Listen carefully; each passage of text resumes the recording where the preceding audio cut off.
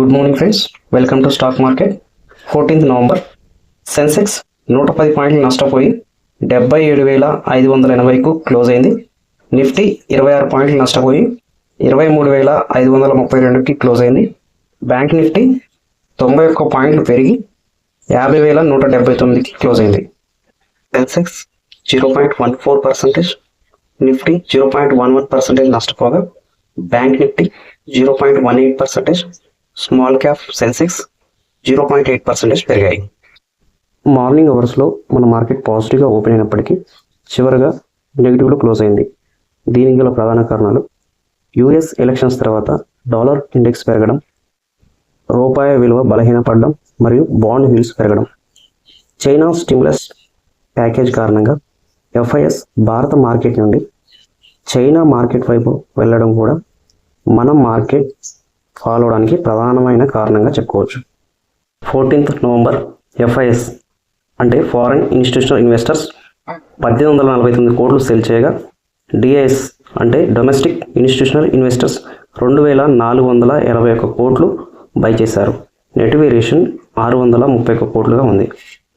Friends, ఈ డేటాను కనుక మీరు పరిశీలించినట్లయితే ఎఫ్ఐఎస్ యొక్క సెల్లింగ్ గత 3 రోజుల నుంచి గ్రాడ్యువల్గా తగ్గుతోంది.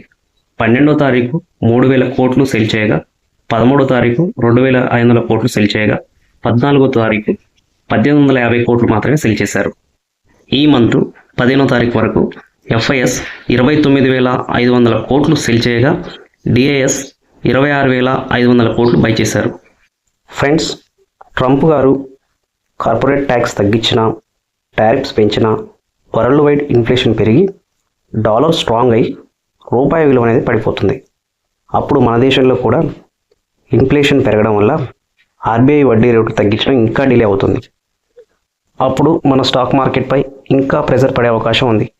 ఫ్రెండ్స్, అందుకే మార్కెట్లు కొంచెం పెరిగినా కొన్ని రోజులు ఇన్వెస్ట్ చేయకుండా వెయిట్ చేయడం బెటర్.